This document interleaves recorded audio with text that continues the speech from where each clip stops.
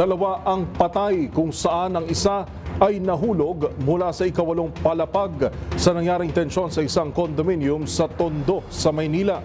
Nagpapatuloy ang investigasyon ng Manila Police District o MPD upang alamin ang maaaring pinagmulan sa nangyaring insidente. Una sa balita, si Boy Gonzales.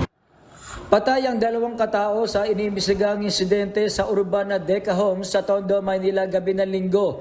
Kinilala ang unang biktima na si Giovanni Arsa, 27 anyos, residente ng Building 5 ng Deca Homes sa Barangay 94, Tondo. Ang ikalawang nasawi ay isang hindi pa nakilalang lalaki na nasa hustong gulang.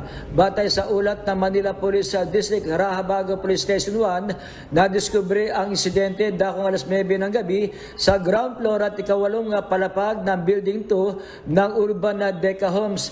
Ayon sa mga saksi, pauwi na sila sa kanilang unit nang makarinig ng sigaw na tulong-tulong mula sa Unit 872. Agad silang humingi ng tulong sa mga gwardya at nang bumalik sa lugar ay kumatok sila sa pintuan ng unit, ngunit walang sumasagot. Ilang sandali pa nakita umano ng isang saksi ang ikalawang biktima na tumatakbo sa hallway habang duguan. Samantala si Alsa ay natagpuang nakahandusay sa ground floor ng Building 2 at agad dinala sa Tondo Medical Center, ngunit idineklarang dead on arrival alas 9:40 ng gabi. Hawak na ng Manila Police District Homicide Section ang investigasyon upang matukoy ang buong pangyayari at pagkakilanlan ng isa pang nasawi.